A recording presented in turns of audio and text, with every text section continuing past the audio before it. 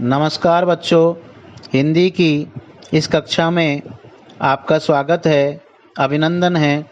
बच्चों, हमारा पाठ 5 मिठाई वाला चल रहा है। उस पाठ के अंदर हम यह अध्ययन कर चुके थे कि मुरली वाला, मिठाई वाला किस प्रकार से गलियों में आवाज़ लगा लगा कर बच्चों को इकट्ठा करके अपनी खिलौने, मिठाइयाँ, मुरली का विक्रय किया करता था, अर्थात मुरली बेचता था। पिछली बार हमने यहाँ तक अध्ययन कर लिया था कि मुरली वाला गली में आता है और आवाज़ लगाता है। बच्चे उसकी आवाज़ को सुन कर के इकट्ठे हो जाते हैं और मुरली खरीदते हैं, और वह बच्चों को बताता है कि किस प्रकार से उन्हें अपनी अम्मा से पैसे मांगने चाहिए। और फिर उसके बाद वो बच्चे अपनी अपनी घर जा कर के अपनी माँ से पैसे लाते हैं। मुरली वाला उनको उनके हिसाब से, जो उनको रंग पसंद आता है, उस हिसाब से उनको मुरली देता है। इसके पश्चात आज हम इस पाठ का आगे से अध्ययन करेंगे। आज अपने मकान में बैठी हुई रोहिणी मुरली वाले की सारी बातें सुनती रही। आज भी उसने महसूस किया बच्चों के साथ इतने प्यार से बातें करने वाला फेरी वाला, अर्थात जो फेरी वाला कौन होता है, जो फेरी लगाता है, अर्थात घूम घूम करके वस्तुओं का विक्रय करता है, बेचता है, पहले कभी नहीं आया। अर्थात ऐसा बेचने वाला कभी भी नहीं आया। फिर वही सौदा भी कैसा सस्ता बेचता है, भला आदमी जान पड़ता है। समय की बात है, जो बेचारा इस तरह मारा मारा फिरता है, अर्थात जगह जगह भटक रहा है, जगह जगह वस्तु को विक्रय करता है, बेचता है। पेट जो न कराए सो थोड़ा, अर्थात किस लिए वो ऐसा कार्य करता है घूम घूम कर मुरली को बेचने का, कि ये काम वो उसका पेट करवाता होगा, अर्थात खाने के लिए वो ये कार्य करता है कि जिससे वो कमा करके अपना पेट पालन कर सके या खाना खाने की व्यवस्था कर सके। इसी समय मुरली वाले का क्षीण स्वर दूसरी निकट की गली से सुनाई पड़ा। बच्चों को बहलाने वाला मुरलिया वाला रोहिणी इसे सुनकर मन ही मन कहने लगी, और स्वर कैसा मीठा है इसका, अर्थात जब ये आवाज़ लगाता है तो इसकी आवाज़ कैसी मीठी है, ये रोहिणी कहती है। बहुत दिनों तक रोहिणी को मुरली वाले का वह मीठा स्वर और उसकी बच्चों के प्रति वो स्नेह सिक्त बातें याद आती है, अर्थात वो बार बार सोचती है कि बच्चे जो हैं वो किस प्रकार से इस मिठाई वाले को पसंद करते हैं। और स्नेह सिक्त का मतलब होता है प्रेम से भरपूर, अर्थात जो मिठाई वाला आवाज़ लगाता है तो बच्चों के प्रति उसका प्रेम भाव किस प्रकार का है। महीनों के महीने आए और चले गए, फिर मुरली वाला ना आया। धीरे धीरे उसकी याद भी क्षीण हो गई, अर्थात धीरे धीरे उसकी याद कमज़ोर होने लगी। 8 मास बाद, अर्थात 8 महीने बीत गए। सर्दी के दिन थे। रोहिणी स्नान करके मकान की छत पर चढ़कर अजानुलंबित केश राशि सुखा रही थी, अर्थात घुटनों के लंबे जो बाल होते हैं उनको अजानुलंबित बाल कहते हैं। तो उन घुटनों तक के जो लंबे लंबे उसके बाल थे, किसके, रोहिणी के, उनको वो सुखा रही थी। और ऐसी स्थिति में वो फिर क्या देखती है या क्या सुनती है।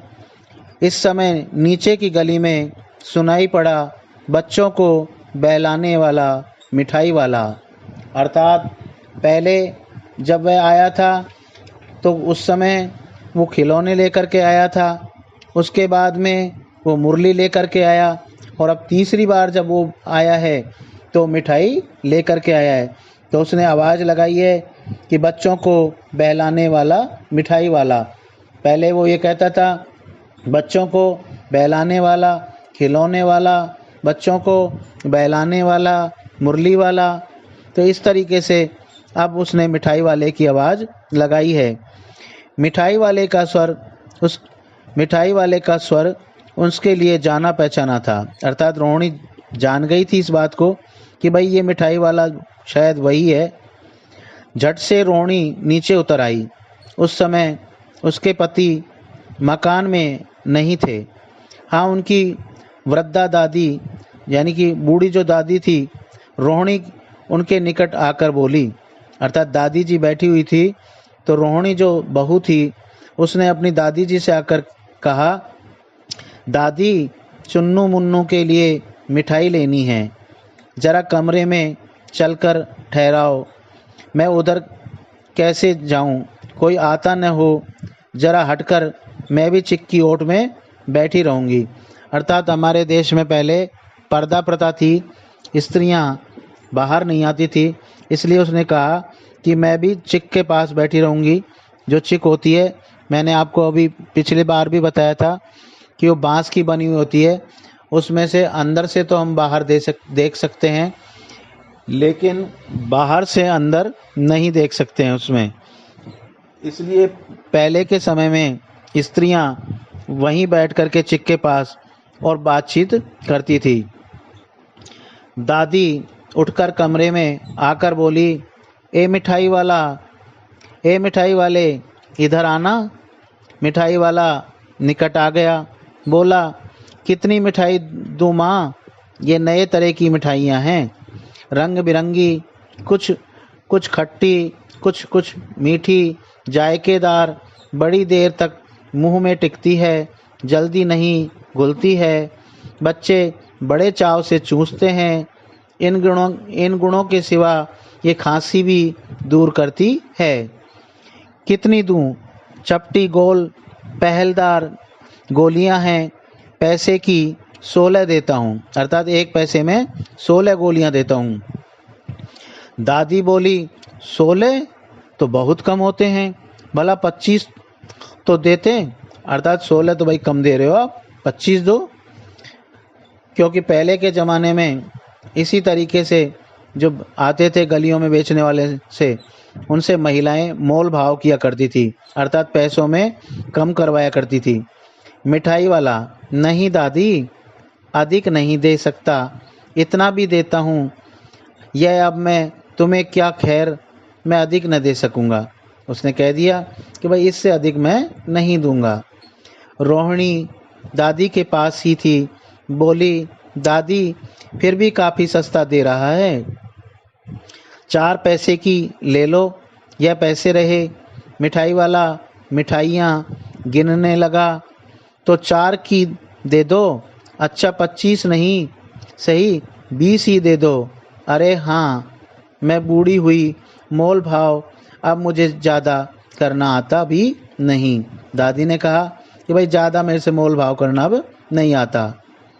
कहते हुए दादी के पोपले मुंह से जरा सी मुस्कुराहट फूट निकली। पोपला मुंह का मतलब जब व्यक्ति बुढ़ा हो जाता है तो उसके दांत टूट जाते हैं, दाढ़ टूट जाती है, तो उसका जो मुंह होता है वो पोला हो जाता है, तो पोपला सा मुंह होता है।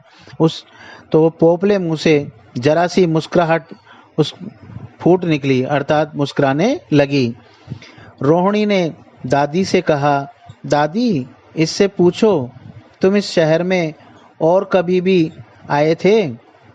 और कभी भी आए थे? पहली बार आए हो? यहाँ के निवासी तो तुम हो नहीं। दादी ने इस कथन को दोहराने की चेष्टा की, अर्थात दोबारा से उसने कहा कि मिठाई वाले ने उत्तर दिया, पहली बार नहीं, और भी कई बार आ चुका हूँ।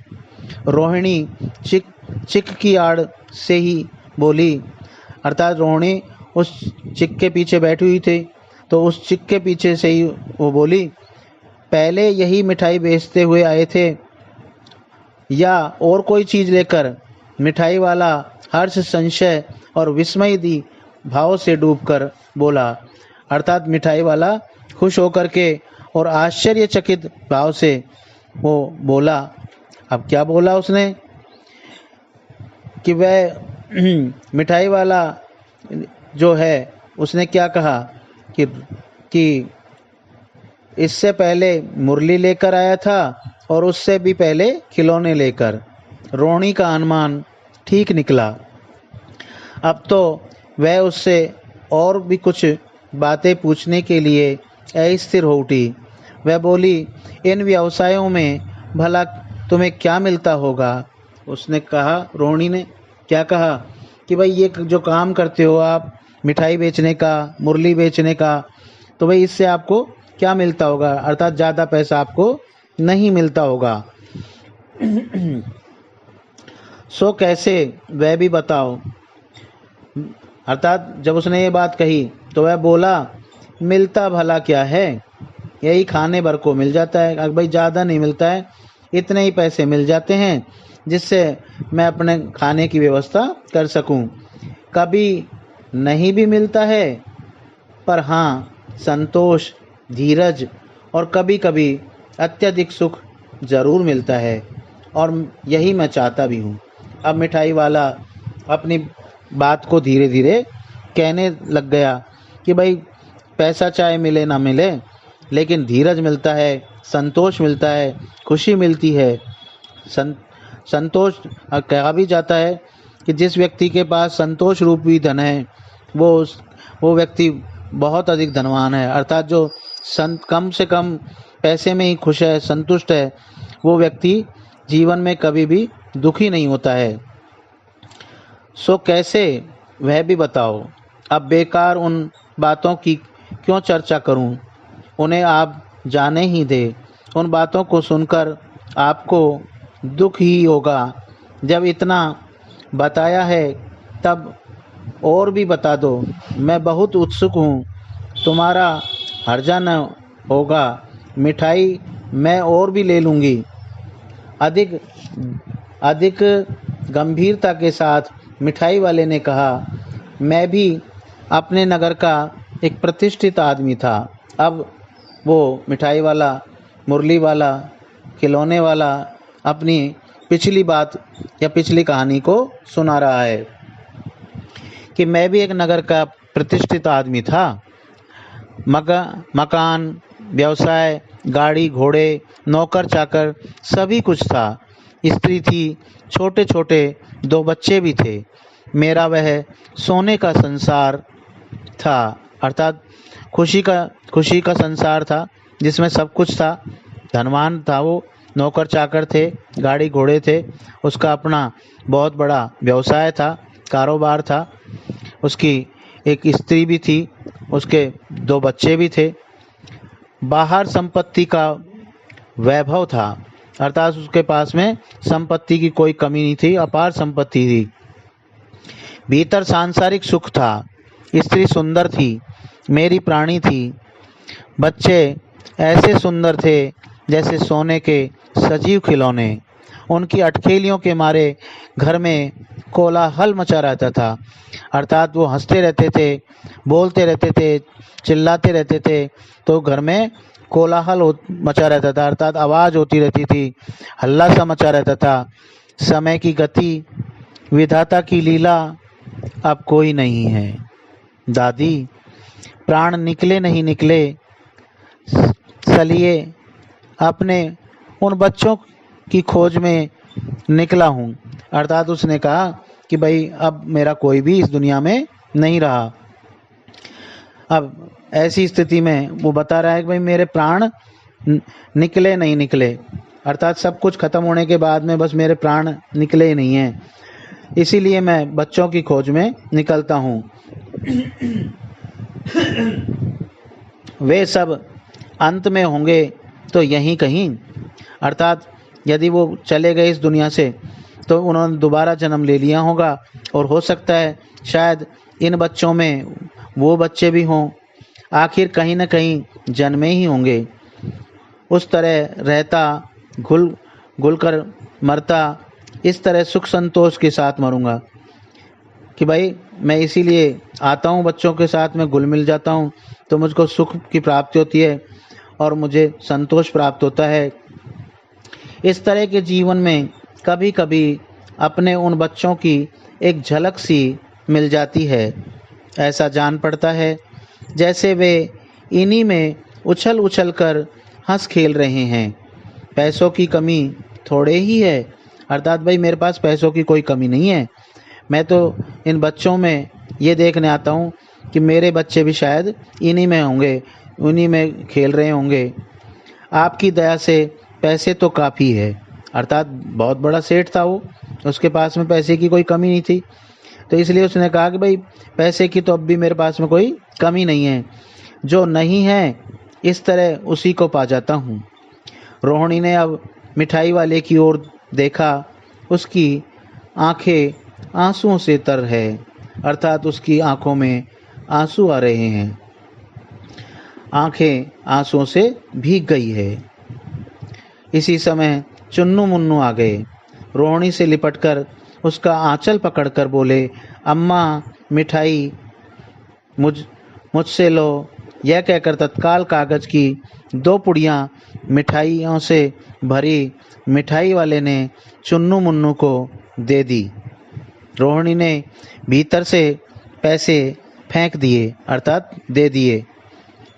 मिठाई वाले ने पेटी उठाई और कहा, अब इस बार ये पैसे न लूँगा, अर्थात नहीं लूँगा। दादी बोली, अरे अरे ना ना, अपने पैसे लिए जा भाई। दादी ने कहा, क्या? अरे अरे नहीं नहीं भाई, अपने पैसे ले जा। तब तक आगे फिर सुनाई पड़ा उसी प्रकार मादक मृदुल स्वर में बच्चों को बहलाने वाला मिठाई वाला, अर्थात फिर वही आवाज़, जो कोमल आवाज़ हमेशा हमेशा वो लगाया करता था, वही आवाज़ दोबारा से सुनाई देने लगी। तो बच्चों, आपने ये कहानी सुनी, आपको कैसी लगी? आपको बहुत अच्छी लगी होगी कि ये कहानी बच्चों की ही कहानी है। इस कहानी में एक पिता का दर्द दिखाया गया है, बताया गया है कि किस तरीके से जब एक पिता से बच्चे अलग हो जाते हैं या उनकी मृत्यु हो जाती है, तो वह अपने बच्चों को खोजने के लिए मिठाई बेचकर, मुरली बेच करके, खिलौने बेच करके और अपने बच्चों को अन्य बच्चों में ढूंढता है। इस प्रकार से मिठाई वाला पाठ अब यहाँ समाप्त होता है। अगली कक्षा में आपसे फिर मुलाकात होगी। तब तक आप घर पर रहें, स्वस्थ रहें, मस्त रहें और अपनी पढ़ाई को अच्छी तरीके से करते रहें। प्रश्नोत्तर जो आपको भिजवाए जा रहे हैं उनको आप अच्छी सुंदर सुंदर राइटिंग में अपनी एक ही कॉपी में लिखते रहें, और लिखते ही नहीं रहें बल्कि उनको याद भी करते रहें।